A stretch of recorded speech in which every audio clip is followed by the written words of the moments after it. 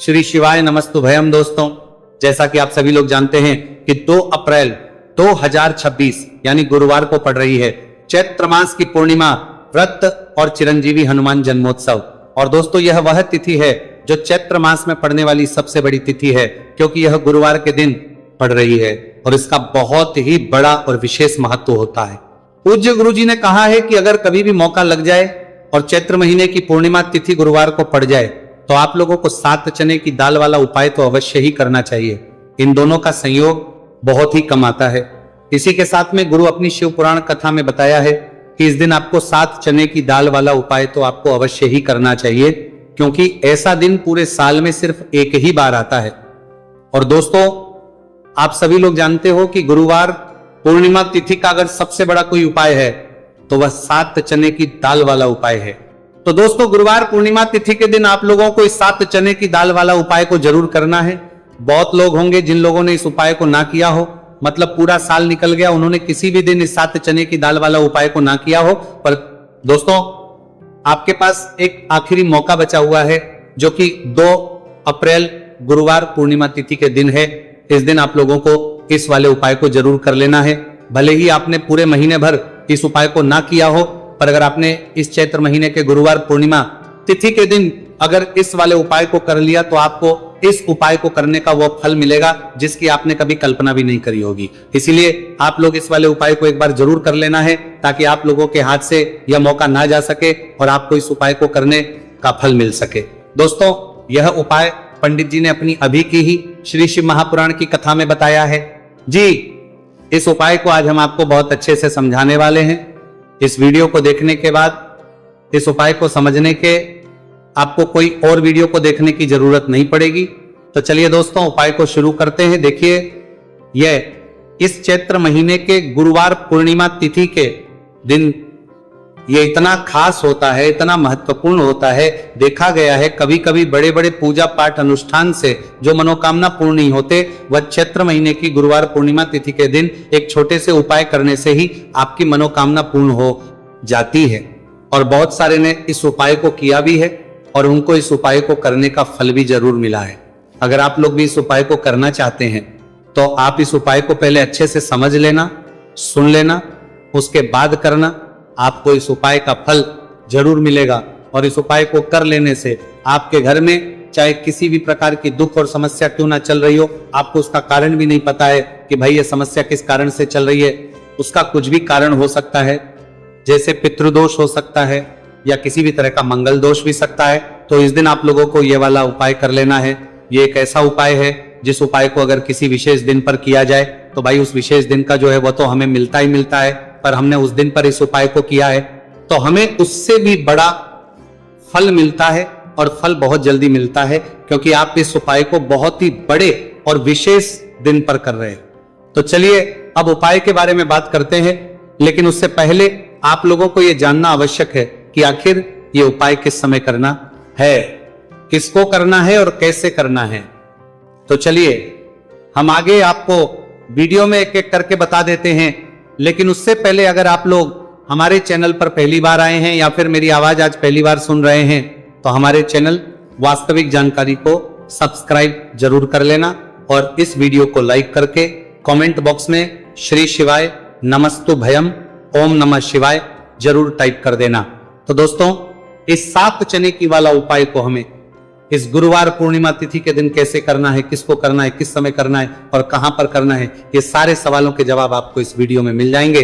और जो ये वीडियो देखेगा भाई, उसको 7 चने की दाल वाला उपाय जरूर गिला करना चाहिए, क्योंकि इस दिन एक चने की दाल का भी बहुत ही बड़ा और विशेष महत्व होता है। और जब बात आ जाए 7 चने की दाल वाला उपाय की, तो ये सोने पे सुहागा वाली बात हो जाती है और ये एक बहुत ही बड़ा उपाय हो जाता है इस गुरुवार पूर्णिमा तिथि का। तो अब दोस्तों, इस 7 चने की दाल वाला उपाय को आखिर करना किसको है, सबसे पहले हम लोग वो बात जान लेते हैं। तो देखो, घर की जो बड़ी माताएं बहनें होती हैं, उन माताओं बहनों में से कोई भी एक बड़ी माता बहन इस वाले उपाय को कर सकती है। और दोस्तों, अगर आप चाहें तो अपने घर में से सभी सदस्यों को भी इस उपाय को करवा सकते हैं। अगर किसी व्यक्ति की खुद की कोई मनोकामना है, खुद की कोई दुख है जो कि वह अपने लिए ही करना चाहता है, इस वाले उपाय को तो वह खुद अपने लिए भी कर सकता है। बाकी अगर कोई घर में से ऐसा है जो कि अपने पूरे घर परिवार की सुख और शांति के लिए यह वाला उपाय करना चाहता है, तो भाई वो भी कर सकता है, उसमें भी कोई दिक्कत वाली बात नहीं है। कहने का मतलब यह है कि इस उपाय को हर एक सदस्य भी कर सकता है और पूरे घर परिवार के सदस्य के लिए घर की बड़ी माताओं बहनों में से कोई एक माता बहन भी कर सकती है। माताएं बहनें अगर घर में उपस्थित ना हो या वो उपाय ना कर पा रही हो, तो फिर घर का कोई बड़ा सदस्य भी इस 7 चने की दाल वाला उपाय को कर सकता है, चाहे फिर वह पुरुष ही क्यों ना हो, उसमें कोई भी दिक्कत वाली बात नहीं है। उसके बाद में दोस्तों जो अगला प्रश्न निकल कर आता है वही आता है इस उपाय को लेकर कि आखिर इस उपाय को हमें किस समय करना है, सुबह के समय करना है कि शाम के समय करना है। तो देखो, इस वाले उपाय को आप लोग सुबह के समय भी कर सकते हो और शाम के समय प्रदोष काल में भी करते हो। अब अगर आप पूछो कि भाई सबसे उत्तम समय कौन सा रहेगा इस 7 चने की दाल वाला उपाय को करने का, तो हम आपसे बस यही कहेंगे कि इस उपाय को आप सुबह के समय करेंगे तो ज्यादा बेहतर होगा। बाकी अगर प्रदोष काल शाम के समय भी करेंगे तो भी अच्छा होगा, उसमें कोई भी दिक्कत वाली बात नहीं है। तो अब दोस्तों जो अगली सबसे बड़ी और महत्वपूर्ण बात आती है वो ये आती है कि सुबह अगर हम उपाय को तो हमें कितने बजे से लेकर कितने बजे तक के बीच में करना है, और शाम के समय प्रदोष काल में करेंगे तो हमें कितने बजे से लेकर कितने बजे के बीच में करना है। तो देखो, सुबह जितनी जल्दी हो सके आप उपाय को करने की कोशिश करना। बाकी अगर किसी कारणवश लेट भी हो जाओ, थोड़ी देर भी हो जाए, तो 10 या 11 बजे तक भी आप उपाय कर लेना, पर 12 बजे से ज्यादा देरी ना हो, ठीक है, इस बात का ध्यान रखना। उसके बाद दोस्तों अगर शाम के समय प्रदोष काल की बात करें, प्रदोष काल का जो समय है होता है वो शाम के 6 बजे से शुरू हो जाता है। मतलब शाम के 6 बजे से लेकर 7 बजे के बीच का जो समय होता है यह समय प्रदोष काल का समय होता है। तो आप इस उपाय को 7 या 8 बजे के बीच में भी कर सकते हो। मतलब शाम के 6 बजे से रात 8 बजे के बीच में आप कभी भी इस वाले उपाय को कर सकते हो, उसमें कोई भी दिक्कत वाली बात नहीं। चलिए जानते हैं उस विशेष उपाय के बारे में। देखिए दोस्तों, पूज्य गुरु जी की कथा के अनुसार ही इस उपाय को आपको बहुत ही विस्तार से समझाने का प्रयास करेंगे, लेकिन उससे पहले वीडियो को लाइक करें।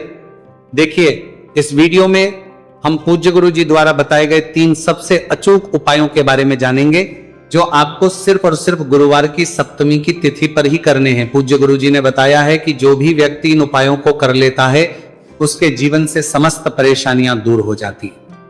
तो चलिए जानते हैं गुरुजी द्वारा बताए गए पहले खास उपाय के बारे में। देखिए, गुरुजी ने बताए हैं कि गुरुवार के दिन किया जाने वाला यह उपाय सबसे सर्वश्रेष्ठ है।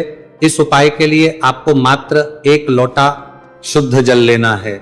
जल आपको तांबे के पात्र के अंदर लेना है।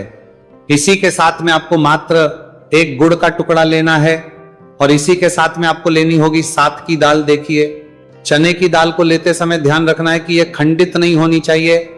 यह चने की दाल जब भी हम गुरुवार के दिन शिवलिंग पर अर्पित करते हैं तो इससे हमारे जीवन के बड़े से बड़े संकट समाप्त होते हैं। अगर हमारे हाथ में धन प्राप्ति की लकीरें नहीं हैं, अगर हमारे जीवन में दुर्भाग्य के अलावा कुछ है ही नहीं, तो गुरुजी ने कहा है कि हम इस व्यासपीठ से आपको यकीन दिलाते हैं कि गुरुवार के दिन जब भी आपकी दाल वाला ये उपाय करते हैं तो इससे महादेव आपके हाथ की लकीरों को भी परिवर्तित कर देते हैं। तो दोस्तों, ये तीनों ही सामग्री लेकर के आपको पहुंच जाना है भगवान शिव के मंदिर में। देखिए, गुरुजी ने बताया है कि इस उपाय को आप सुबह से लेकर के शाम तक किसी भी समय कर सकते हैं।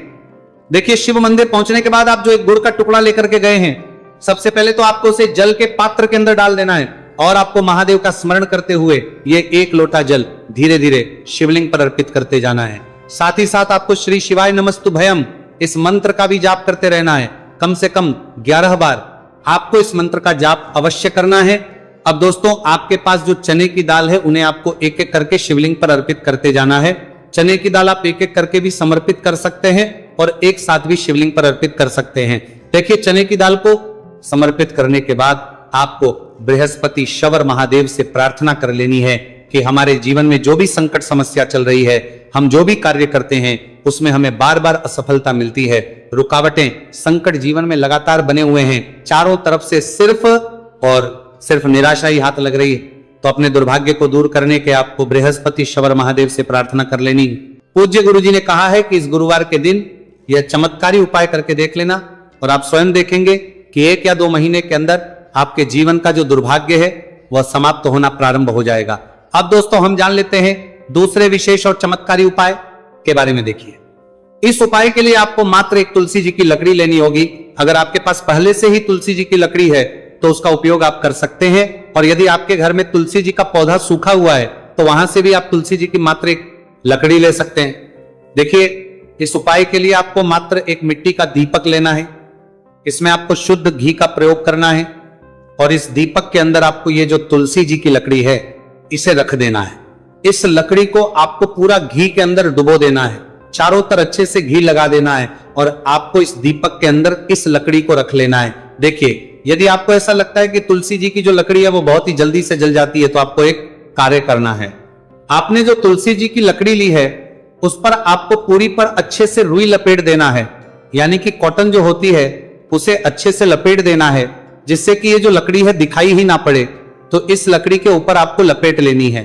अब इसी लकड़ी के ऊपर जो आपने रुई लपेटी है उस पर आपको अच्छे से घी लगा लेना है, और उस दीपक के अंदर आपको इसे डाल देना है।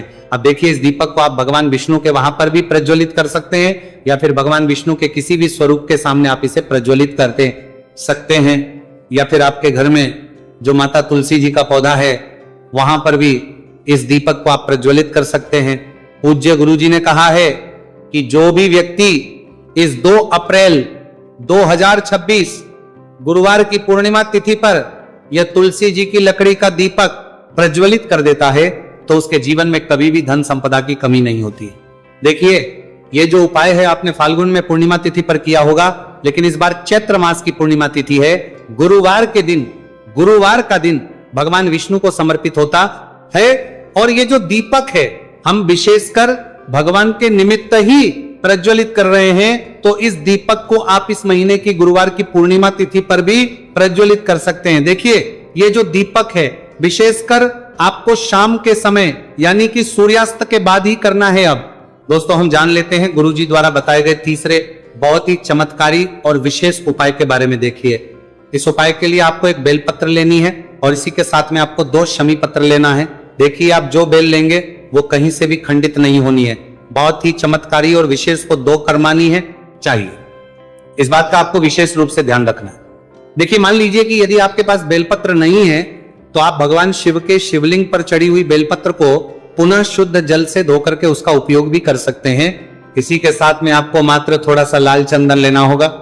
देखिए, सभी सामग्री लेकर के अब आपको पहुंच जाना होगा भगवान शिव के मंदिर में। देखिए, भगवान शिव के मंदिर में पहुंचने के बाद आपके पास जो एक बेलपत्र है उसकी चिकनी साइड में आपको देखिए, आप सभी को पता है कि बेलपत्र में 3 पत्तियां होती हैं। तो बेलपत्र की जो ऊपर वाली बड़ी पत्ती होती है और नीचे वाली जो 2 छोटी पत्तियां होती हैं, उसकी चिकनी साइड पर आपको, यानी कि जो छोटी पत्तियां होती हैं वहां पर आपको एकाएक शमी पत्र जो आप लेकर आए हैं उन्हें छोटी पत्तियों के ऊपर रख देना, और इन्हीं शमी पत्र के ऊपर आपको लाल चंदन की एक एक बिंदी लगा देनी है। अब आपको ये जो बेलपत्र है इसी प्रकार से शिवलिंग पर अर्पित कर देनी है, लेकिन आपको बेलपत्र को समर्पित करते समय गतिमान का नाम लेना है। देखिए, गतिमान जो है वह हनुमान जी के छोटे भाई हैं, और पूज्य गुरु जी ने बताया है कि गतिमान का नाम लेकर ही आपको यह उपाय करना है, क्योंकि आपके शरीर के जो भी रोग हैं उन्हें भगवान गतिमान दूर करने वाले इस उपाय को करने के बाद आपकी जो भारी से भारी बीमारी है वह भी भगवान गतिमान की कृपा से दूर होने वाली है। देखिए, बेलपत्र की 2 छोटी पत्तियों पर आपने एक एक चमी पत्र रखा, उनके ऊपर आपने एक एक लाल बिंदी लगाई हुई है चंदन की।